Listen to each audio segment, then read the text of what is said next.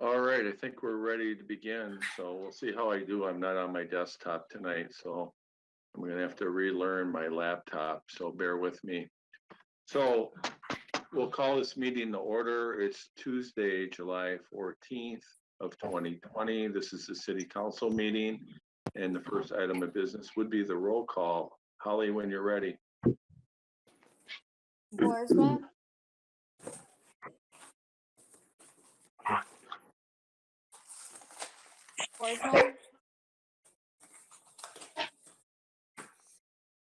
Caravello, Here.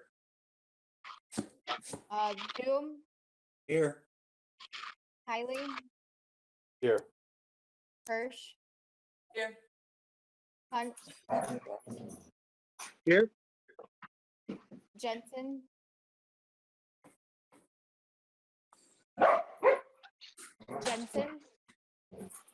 I think his dog responded for him. okay.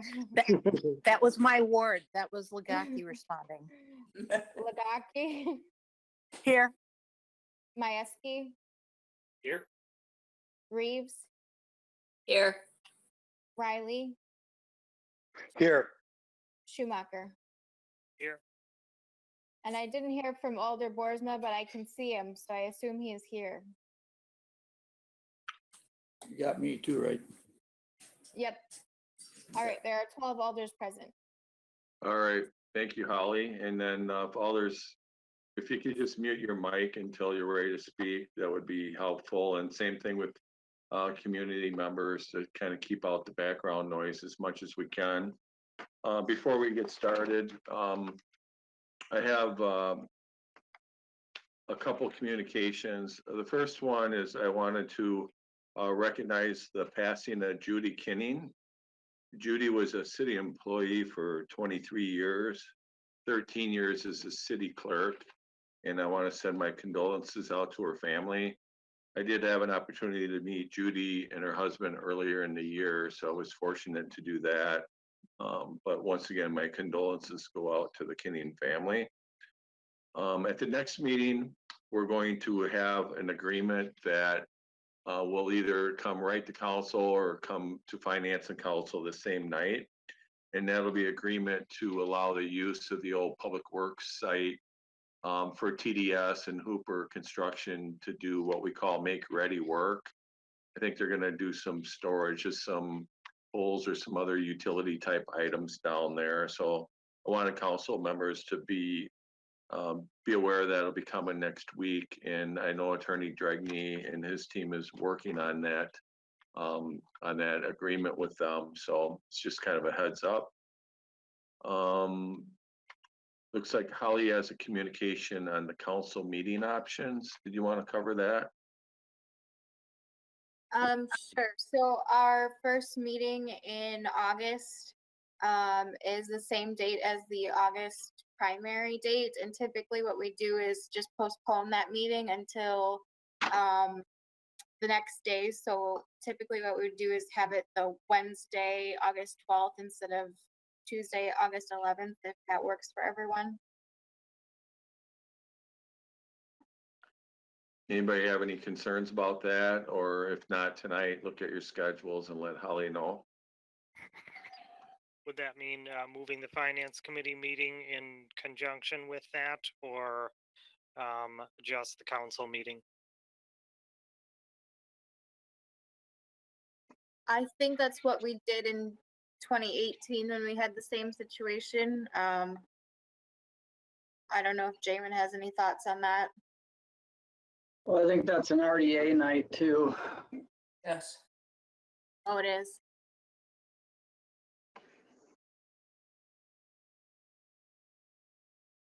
So we'll work that out and then we'll let you guys know. But if you have any conflicts with that week, if you could at least let Holly know, and we'll try to make sure we have a quorum.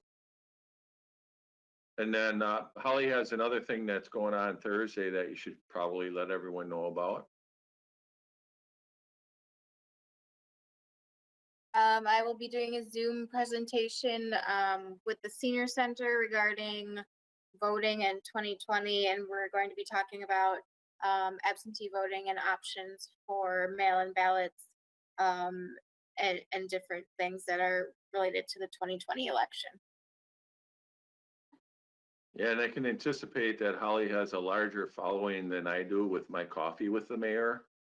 So maybe she's just more interesting, but I'm sure there'll be a lot of good information at that meeting. So if you're sitting at home and you want to log in, I would highly recommend it. Are there any communications from council members tonight?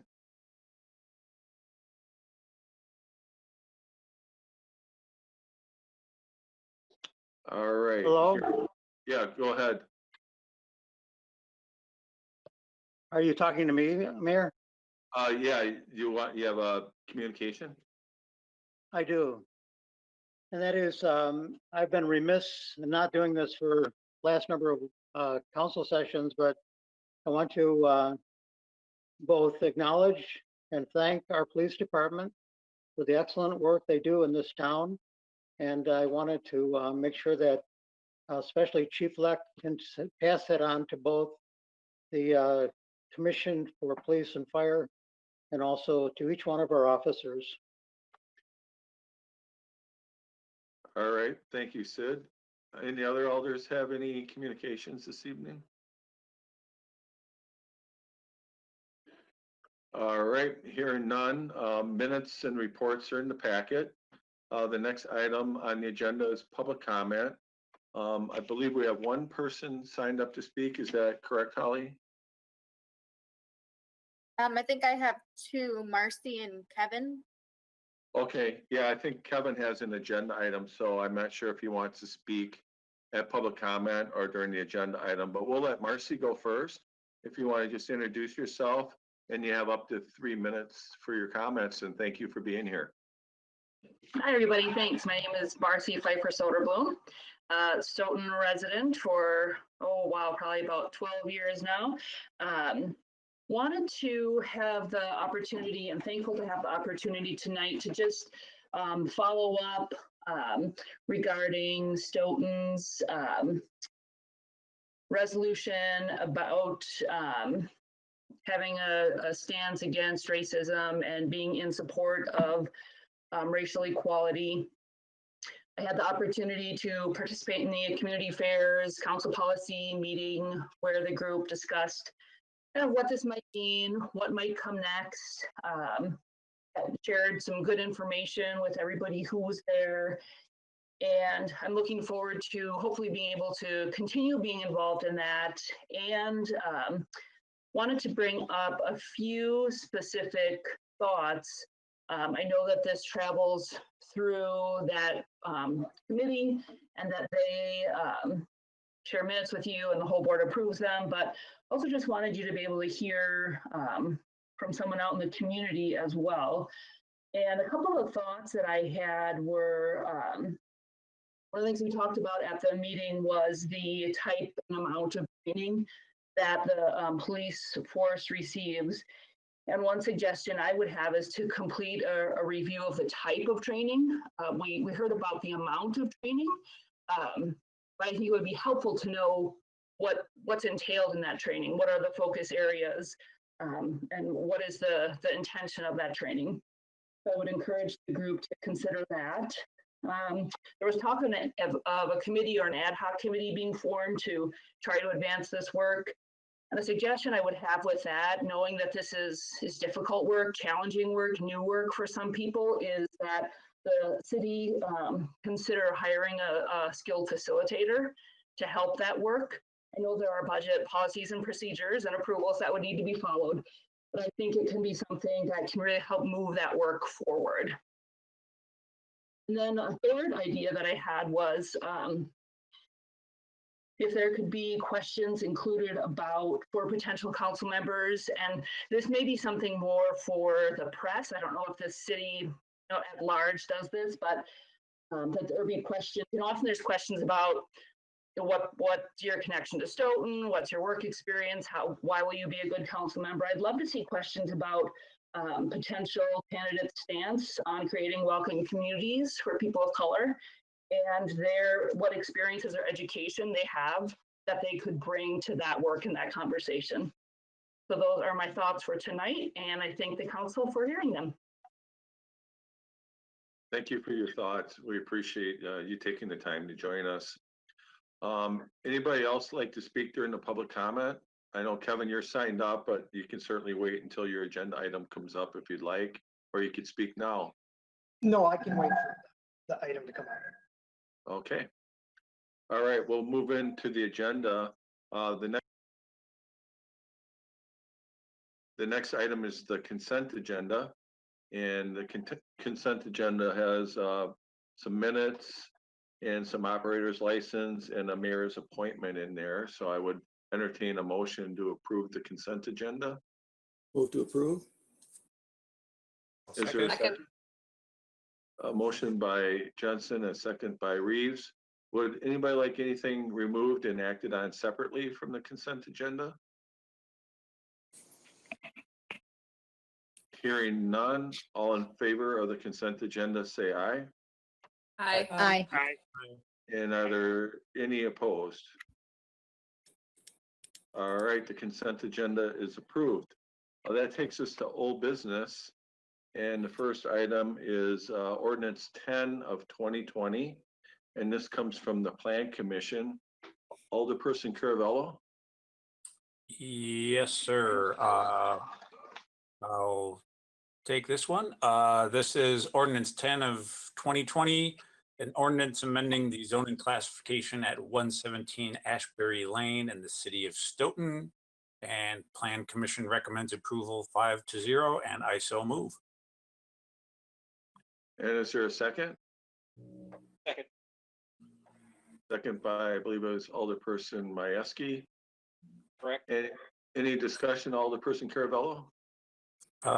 As we went over at last regular council meeting, this is just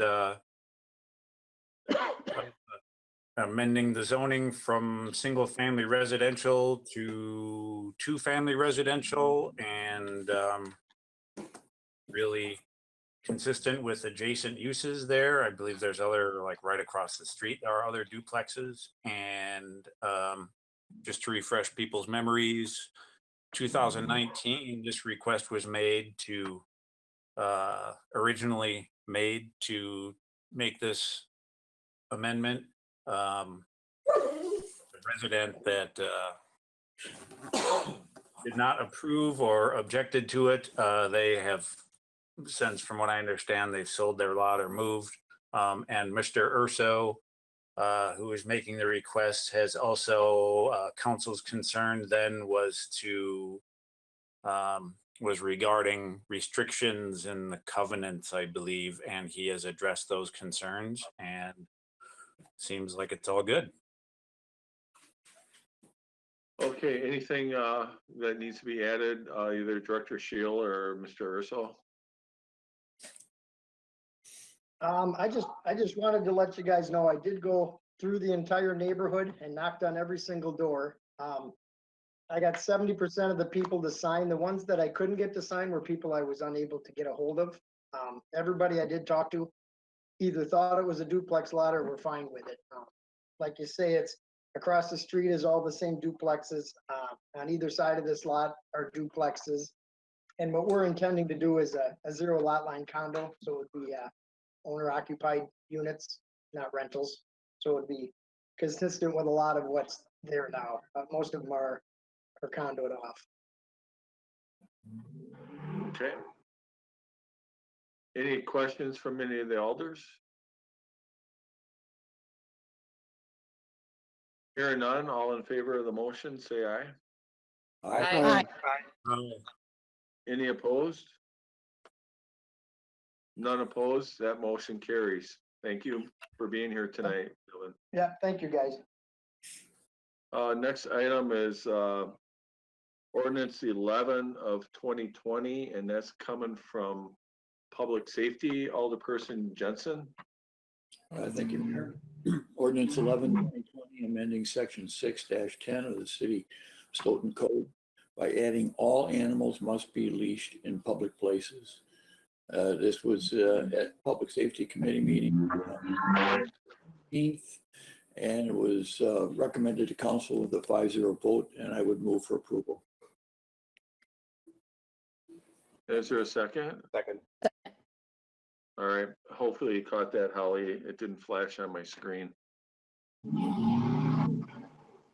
Okay, there's a motion and a second. Do you want to walk us through this, Alderperson Jensen? Yeah, this was, again, like I said before, this was citizen initiated, and I think it's a good idea. It clarifies the ordinance so that instead of being ambiguous, it's very precise. It's, all animals must be leashed. If you're walking your dog, you got to have them on a leash in any public space. I believe we already had this for parks, but this would be sidewalks, any place else, and it just makes it much easier to understand, I think. And I would hope that we could all approve this tonight.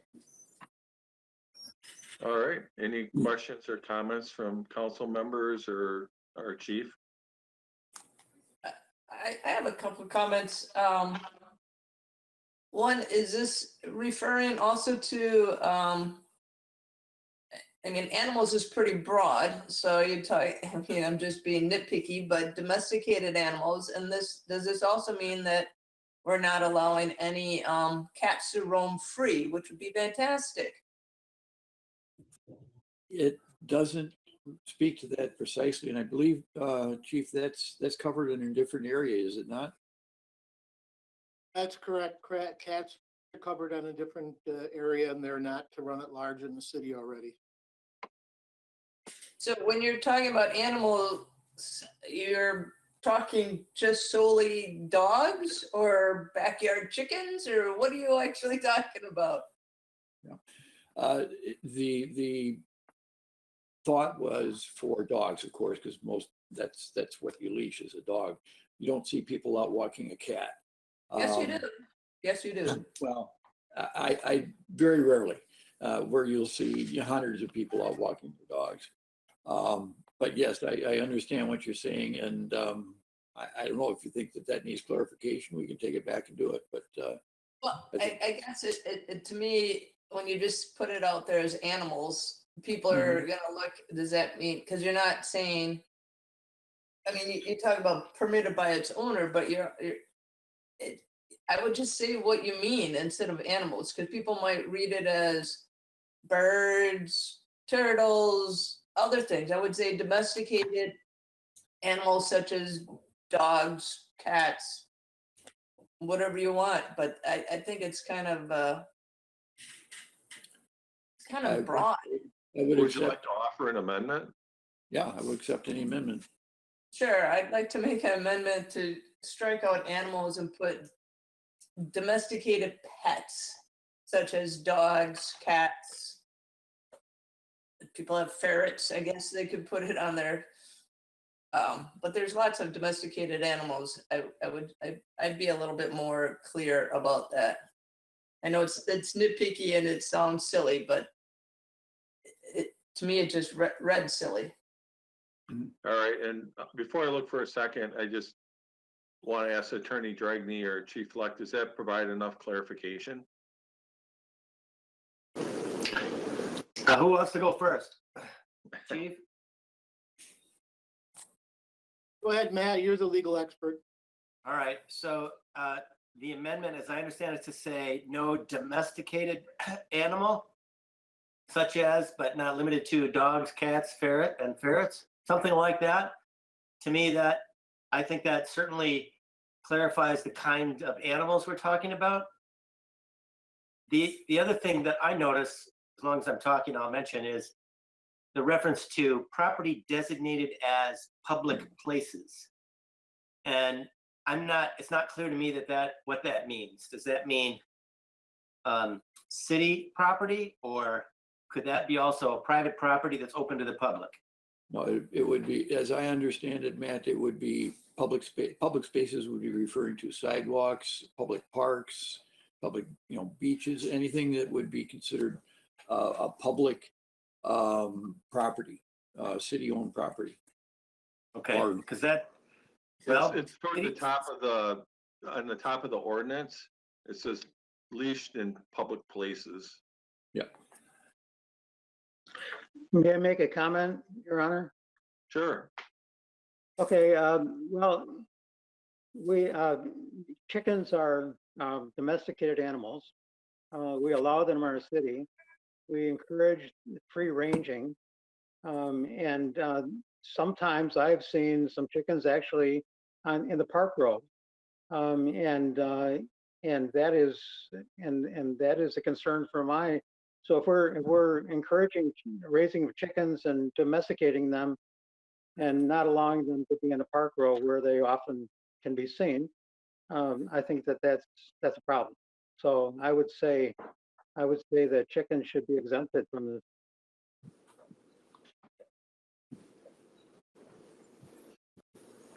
All right. And Chief, are you okay with the proposed amendment? I don't have a problem with amendment, but maybe to address Sid's comments, I don't believe chickens are allowed to run at large off No, the they're- property owner's property. And I believe they have to be fenced in that property as well, if I'm not mistaken, but I'd have to look that one up. Yeah, I mean, we're using existing ordinance that are in place for a long time that's being modified. And I don't know if it's due now that since Matt raised the issue, do you want to define what public places are and public parks and trails? And I think trails are fine, parks are finely defined, but other public places, you might want to consider defining that a little closer. I don't see this as a huge thing that we're going to have, a lot of trouble with enforcement on, but it does get enforced enough that it warrants to make sure we do it right. I guess I'll amend my amendment to include, so we would be adding that all domesticated animals such as dogs, cats, ferrets, just joking about the chickens, be leased in public places, and then you can put in parentheses, parks, sidewalks, trails. Anything else that we want to say? Why don't you call it municipal properties? Do people know what that means?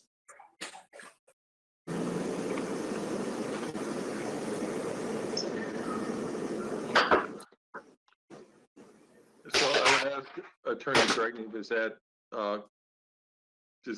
cover what you're talking about for public places? well, a public place can also be a private property. A restaurant is a public place. Privately owned restaurant, it's open to the public. So I think we just need to understand, and it also says property designated as, so I don't know what the word's designated as. What does it mean to be designated? So, sorry, this is what lawyers do. You pick at the language. All right. So do you guys want to try to do this on the fly, or should we send it back to committee? Send it back to committee. All right. I mean, we do have an ordinance. We're just trying to improve it, so it's not like there's nothing here. So is that the will of the group? Yes. All right. Yes, I think it should be back. I agree. This is Jean, and I also think that perhaps we should have Matt and the lawyerly team take a look at it before it comes before council, given that we thought it was a simple revision of existing. It's not. Okay. So I think I heard Alderperson Boersma make a motion to refer it back to committee. Is that what I heard? Yes. Okay, is there a second? Second. Hopefully Holly caught that. I think it was Alderperson Reeves. Any discussion on it? I just Hearing wanted none, all in favor? Oh, Yeah. did you have something, Greg? I just wanted to make sure I had this clear. So we just needed to clarify public space and to clarify or identify animals.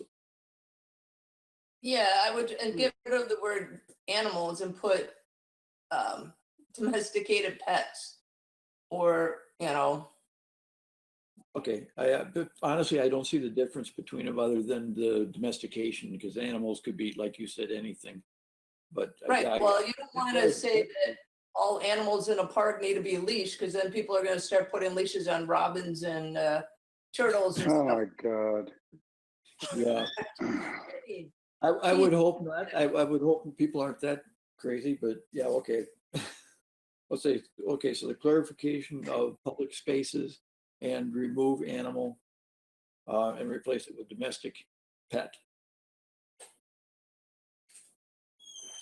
Is that correct? Sure. Okay, thank you. Tim, I think you're muted. I don't think I am anymore, but I just want to vote on it. Yeah, it was me who was talking about it. Sorry about that. All in favor of sending it back to committee, say aye. Aye. Any opposed?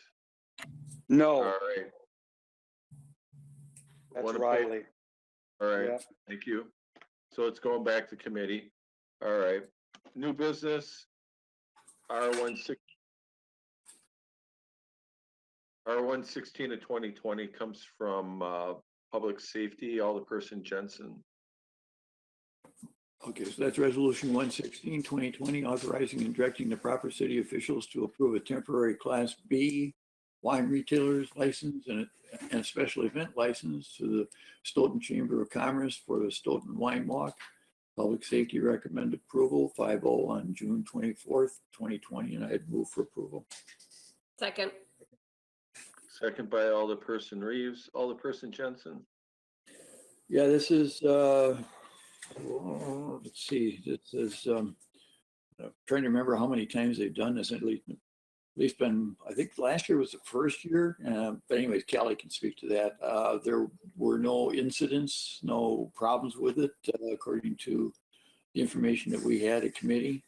And I would encourage improvement. All right, and Callie's here tonight from the Chamber and Visitor Services, and I think there's a few changes. Do you want to walk us through them? Certainly. And yes, this is will be the second year. Last year was our first year. The changes would be that we're actually decreasing the amount of wine stops. By law, we can have 20. We are proposing 10 this year, and that's just to kind of help with traffic flow in the COVID time and amount of people in the retail establishments, knowing that they're at a percentage of their occupancy. We are encouraging any other non-wine stops to participate by means of staying open later, and we're happy to promote their hours so that people can stop there and shop in between their wine stops. The proposed locations all participated last year, and we would get the same wine pourers that we had last year. And I have a question, Your Honor. Sure, go ahead. Okay, and so I would assume that some of this is going to be outside, Callie, and if so, are the children present during the wine walk? Absolutely, great question. Thank you. It is a ticketed event. Everyone needs to be 21 and older. The only part of being outside is walking from store to store. All wine is poured inside, and there are buckets at each door to encourage dumping of unwanted wine before they exit the building. And I believe it's all covered under this Act 62, isn't it? Correct. Did you have a follow-up, Sid? Yeah, is there an outdoor site? I mean, we talked about last time is that we had some establishments are able to have their serving of alcohol outside. I believe this would be separate from that. These are the retail establishments, not restaurants. We would be promoting the restaurants to do food specials for the evening, but they are not in this special event package to have a wine license for that evening, as they have their own already. Yeah, I think they have a separate one that they get from the clerk. Thank you again. All right, any other questions or comments?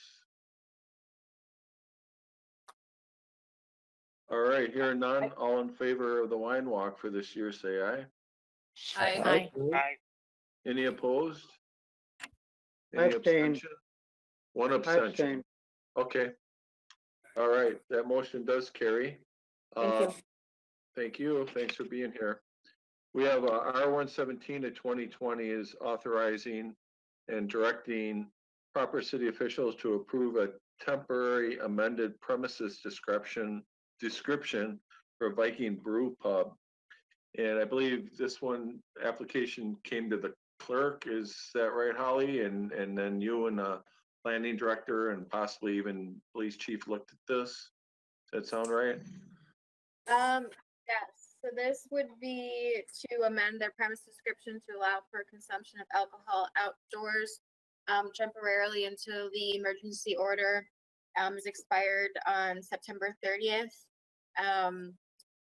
This has not yet been approved by the planning department, so any action taken by the council, their outdoor seating site has not been approved by the planning department yet, so any action taken by the council tonight would be contingent upon approval by the zoning administrator.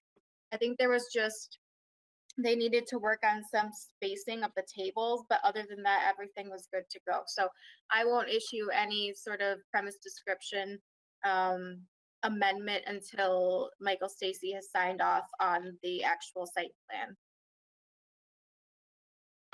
Okay, so since this doesn't go through a committee, I would entertain a motion.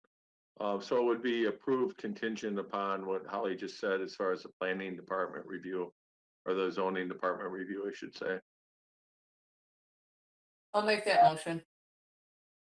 Okay, is there a second? Second. Second by Alderperson Reeves. Any discussion on this one? Yes, how long will it take? Because I thought we were trying to expedite these to get them through as quickly as possible. Director Shield?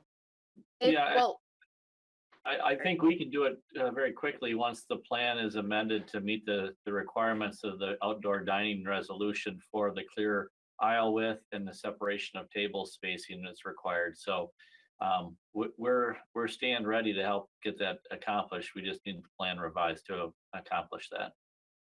Excellent, thank you. Anything you wanted to add, Holly?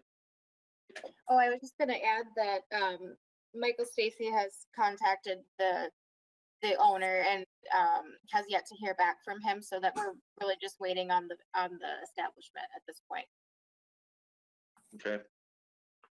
Any other questions on this one? All right, all those in favor of the motion, say aye. Aye. Any opposed? And any abstentions on this one? All right, that motion carries. Next item is Resolution 118 of 2020. This one came through the Finance Committee earlier tonight. Alderperson Schumacher. All right, R-118-2020, authorizing and directing the proper city official to write off the 2011 to 2018 delinquent personal property tax bills that have been proven uncollectible for a total amount of $3,234.52. So move. Is there a second? Second. Second, Jensen. Any discussion on this one, Brett? This one was, it's exhaustive to try to chase down these dollar amounts, are huge dollar amounts, but in this case, every dollar does count. But these are certainly barking up the wrong tree and uncollectible, so need to be just written off the books. Okay. Any questions or comments? I do. How does this stack up for previous years? last year was a little bit less than 2,000 something, 2,500 or so. There have been a few years in the past where it had gotten up a little bit. I think Jamin said 2018 was $12,000 or something like that. So it's kind of up and down all over the place. Could you quickly describe the efforts that are used to try to get this money?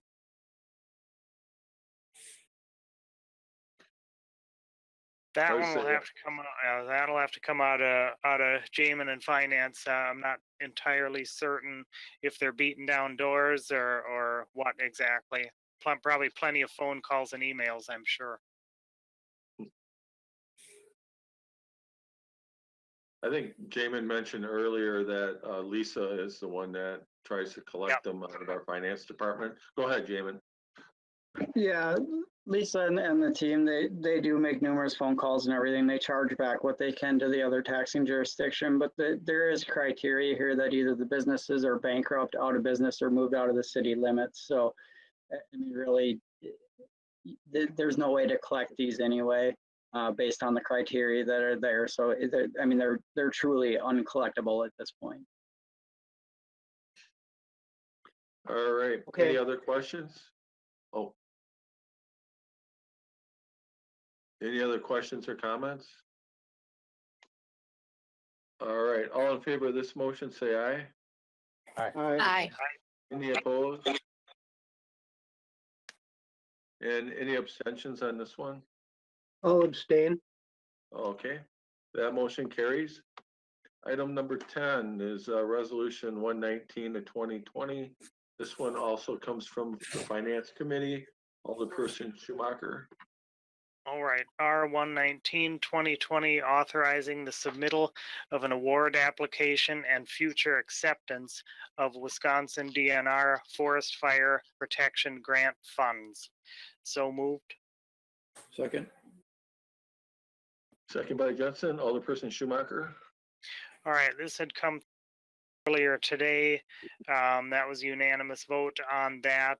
What this is to get specialized gear for the wildlife. What is it? Wildlife? Yeah, wildfire protective gear for the. This is a 50. So 5,297.50 get from the grant with the city's equal match on that. And this is just for specialized gear that chief slightly lighter, but still fire protective, or when firefighters are out in the fields with grass fires and such.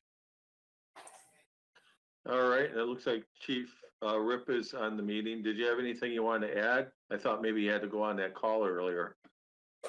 No, I'm on ambulance duty tonight, so far I haven't had to leave for that.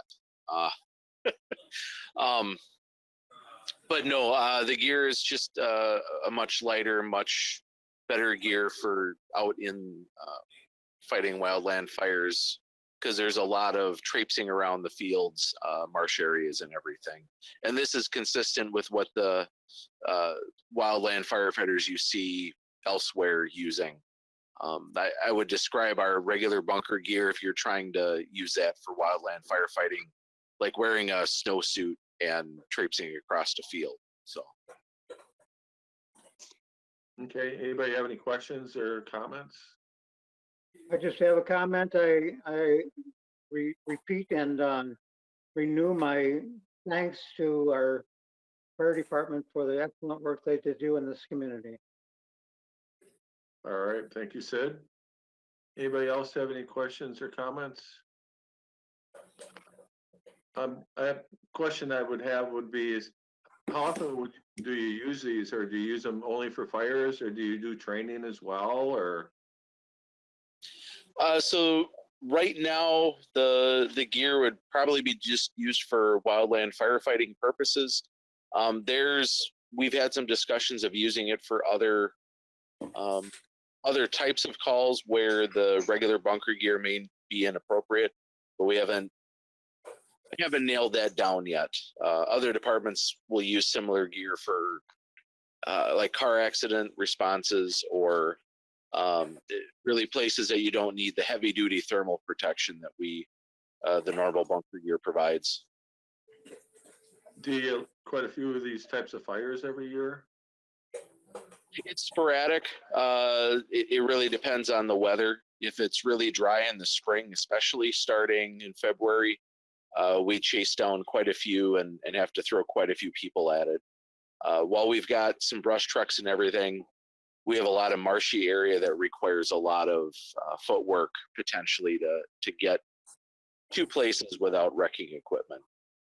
Probably I think this year we had 10 or 15 wildland calls altogether so far since winter really let loose. Okay, and maybe it's in here and I just don't remember. How many suits you looking to get? So this is outfitting roughly 20 firefighters, 10 to 20 of them, depending on what the grant provides. Okay. Which is the most of the department that would be out doing the actual work. This isn't the entire crew. People working in command don't necessarily need this stuff. Okay. All right, thank you. Any questions at all on this one? Chief, does the fire department participate in any controlled burns around the area? We will sometimes be helped to assist or asked to assist on some of those fires. Part of the contract that we had signed with the DNR to help agree this year was if they had a larger burn that they needed assistance with at a state-owned facility, we would be willing to provide assistance with that, and there'd be some costs that we'd be able to recover from that as well. Okay. So gear like this would be useful for something like that then? Yes. Yep. This would be what everyone would be wearing from our side moving forward to help. Okay. Thanks. Just one more question. Sure. My son is a firefighter, and Chief Rip, just wonder if the names are going to be on these things, or are they going to share? I don't know that we're going to share them, but for right now, we're not going to be putting names on them on the front end as we kind of figure this out. We presently don't have any gear that is set up for wildland firefighting in our entire equipment cache. So for right now, there'll be some sharing, but most of it will be assigned. Okay. All right. Any other questions? Mayor, there's a question on the chat from citizens that are asking, do we have many types of these fires? Yeah, I think that was covered. I think, what'd you say, 10 to 15 fires a year? Yeah, generally 10 to 15, depending on the year, sometimes less, sometimes more. Okay, Thank you. thank you.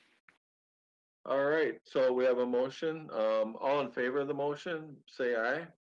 Aye. Aye. And any opposed? And any abstentions on this one? And that carries. And the way I understood it is that we're trying to get this all wrapped up. So if the grant gets approved, we can turn it around quickly and accept it. Mayor? Yes. Sid again. Yeah, I need to change my my vote to an abstention because my son is working on the fire department. Sorry. And that's fine. I don't know if we necessarily have to, but certainly you can if you'd like. I think I better. Thank you. Okay, no problem. Ordinance 12 of 2020 is on for a first reading. And this one comes from Public Works, which I believe is Alderperson Majewski. Yes, it is.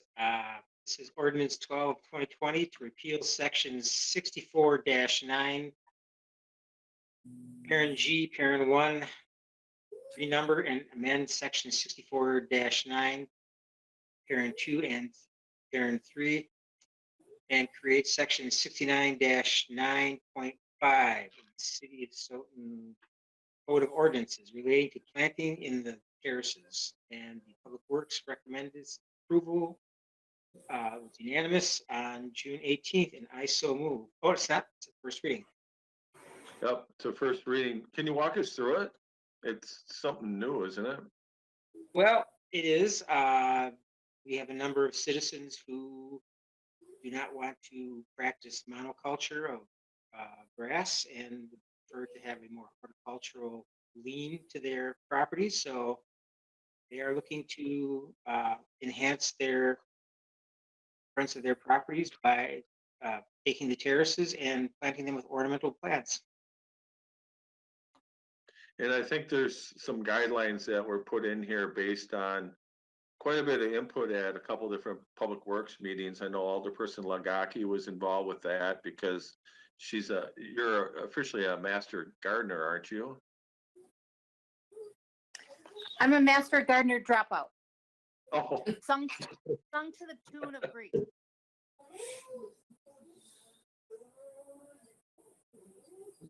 so I would I just didn't hear a encourage second.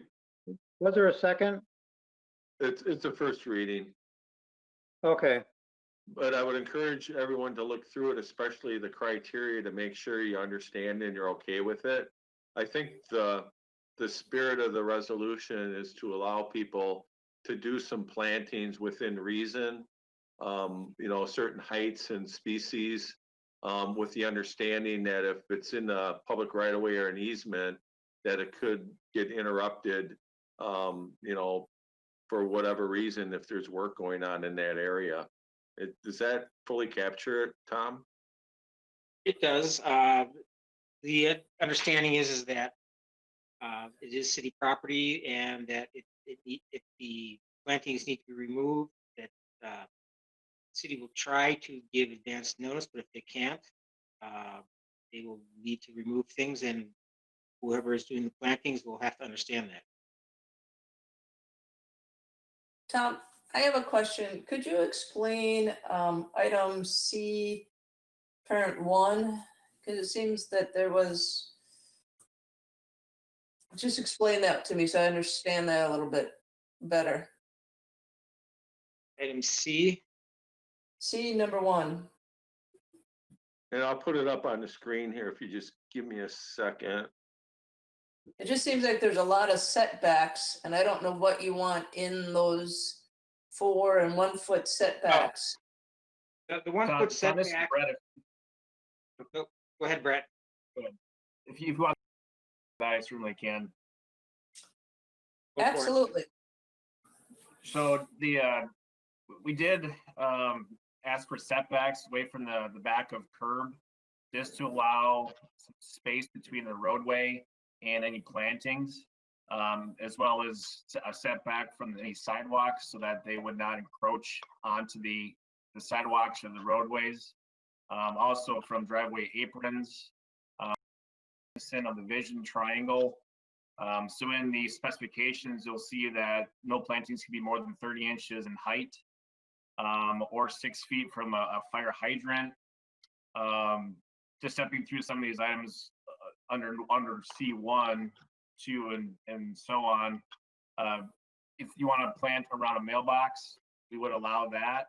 If you drive around town now, you'll see a lot of plantings around mailbox that are more decorative. But the biggest thing is we don't want these plantings to encroach into the roadway or sidewalk. So I guess my concern is if you have a foot on either side of the sidewalk and then on the curb, so that's 2 feet, are you expecting that to be bare soil? I'm just trying to erosion control or all that. What are you expecting to be in those 2 feet, and then there's another 4 feet from the driveway?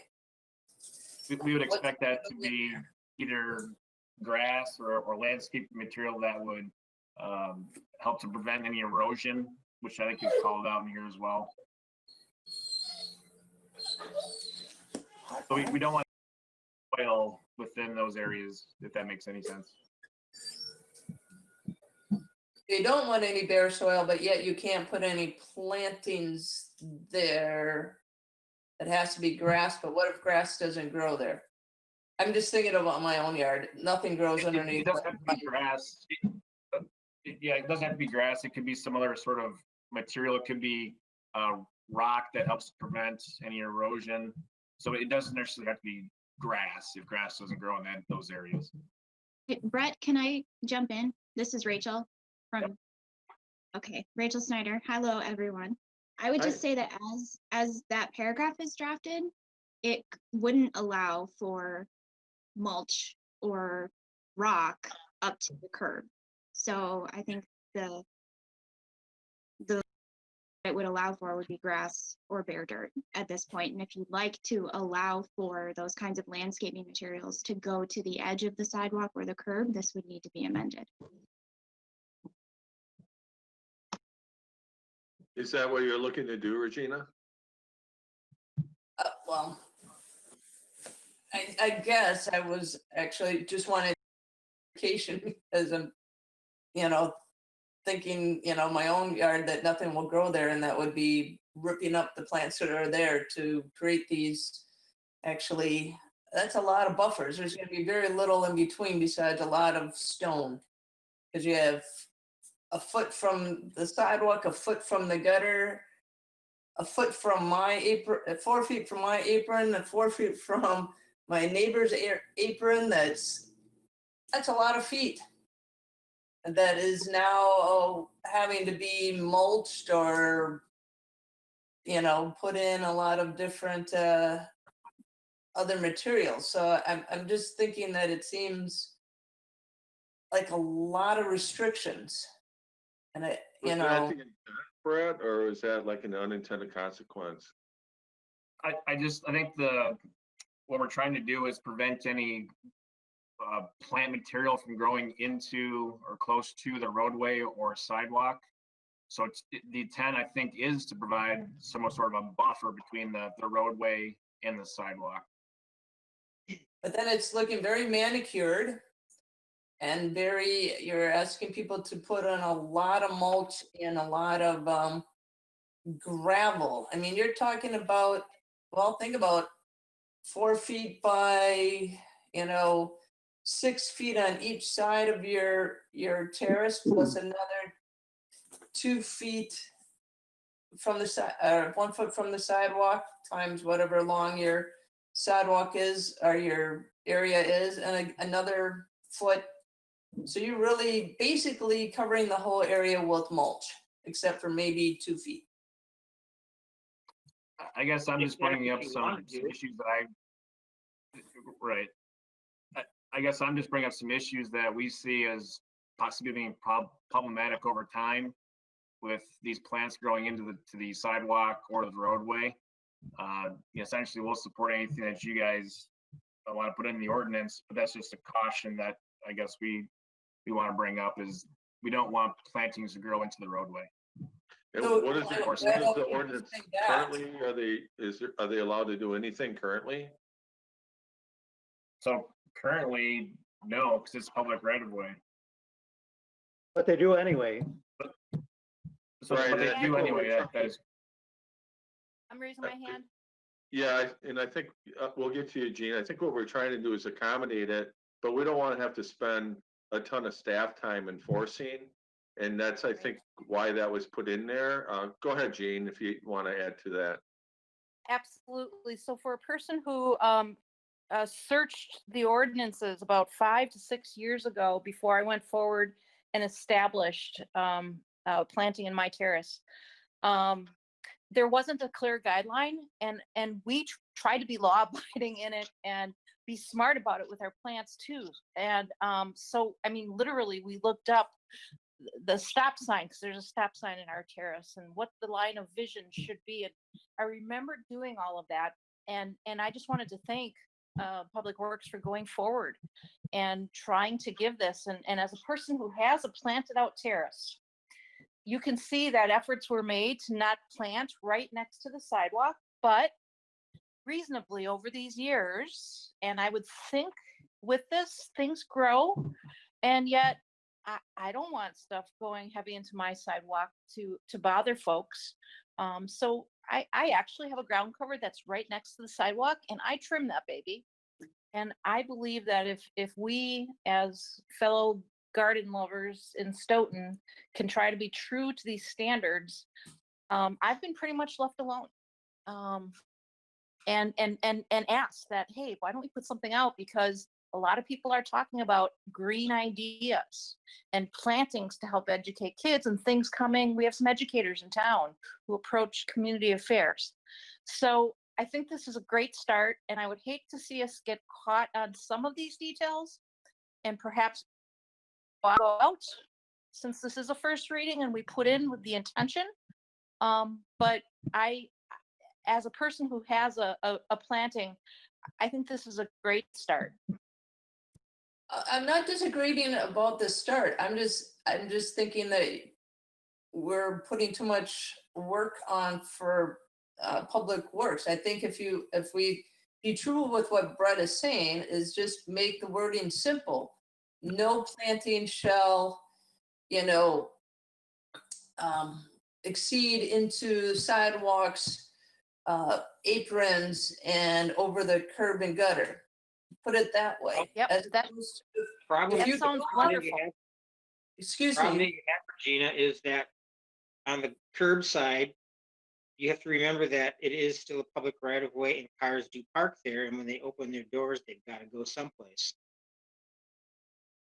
Right, but I'm just asking you guys to draw a triangle and then take in 4 feet on both sides and a foot on either side. You end up with a very, very small space that now you're asking landowners to fill with gravel or mulch every year and really, or bare dirt. I mean, Or you would, grass. but not with mature trees. If you have any maple trees, grass does not grow underneath it. Come down to my neighborhood. It's bare dirt, or you have to be ingenious with other plantings. So I'm just trying to be realistic that I would hate to have to come up with a ruler with this ordinance and saying, oh, you're not 4 feet, you're 3 feet. I would rather say, hey, it's impeding somebody's ability to get out of the car, and maybe you just write that in, as opposed to being so stringent on your dimensions. When we had this discussion, I'm sorry, could I speak, Mayor? I'm sorry. Yeah, go ahead, Sid, thanks. We had this discussion at Public Works. We also talked about the fact, what plants were going to be allowed and all that. And my suggestion was that anything that is hard, is not to be there. And that would probably include rocks or gravel or whatever. So we should be aware that I think, I think soft plantings are better than hard plantings because they are more easily removed if we have to remove them. And also the fact that I'm on my theme of alcohol now, it shouldn't be the hard stuff. It should be the Class B stuff. So, sorry. Okay, so I guess it's a first reading. We could certainly, staff could look at that language and maybe see if there's other options that we could bring for the second reading. Or if somebody wants to take a whack at it, you could send Brett some language that you think might be suitable. And then we can discuss that at the next meeting, unless you want to send the whole thing back to the committee over it. It would be a weedy whack, Tim.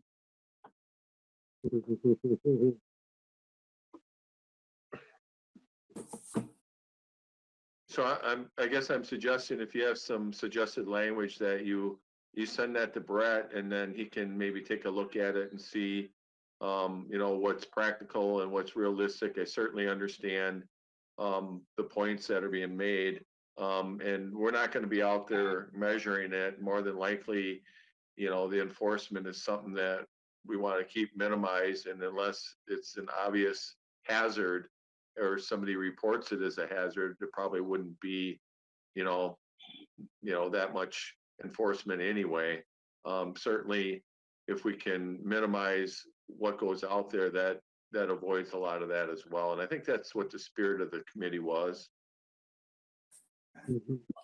I'm not discrediting the spirit. I think it's fantastic. I'd rather have people do more natural plantings out in the easements. I think it looks a lot more interesting and better in our city. I just think that, you know, when I started reading that, and if you draw a rectangle and you start putting 4 feet on either side of a thing and a 1 foot on either side, you end up with not very much space in your terrace that you can actually do much with. And I think then you're adding people to put a lot more, like you, as Sid says, the hard stuff down to keep it. And I think those are more troubling, especially for people that have snow plows that have gravel being, you know, used and, you know, possibly getting into a snow blower or on the street.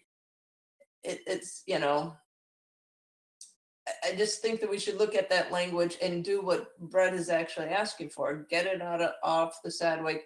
It can't be in anybody's apron, and it can't overflow into the street and, you know, over a curb, you know, so it doesn't hurt somebody's car. So I think those languages are easy as opposed to, you know, the definitive 1 foot, 4 foot kind of barriers. Regina, this is Brett. What if we were to say planting shall not encroach into the public roadway or sidewalk? Perfect. Just the word encroach would probably suffice. And like you mentioned, Mayor, the enforcement, a lot of it is complaint driven. You know, we don't have the staff to go out there and inspect all these on a daily basis. So we're asking for voluntary compliance from our residents as well. Thank you again for helping provide guidance for people that are interested in this. It's helpful to have some guidelines. Yep, I think it's great, Brett. Thank you. All right, so we'll bring that language back at the second reading, and then the council can decide what they'd like to do with it. How's that sound?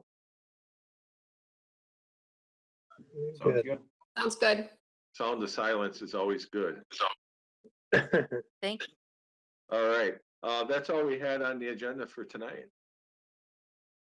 Move to adjourn. Move to adjourn. I heard a motion by Second. Alderperson Reeves. Second. And a second by Legaki. Any discussion? Hearing none. All in favor, say aye. Aye. Any opposed or any abstentions? All right, you have a good night. Thank you, everyone. Thank you so much. Sure.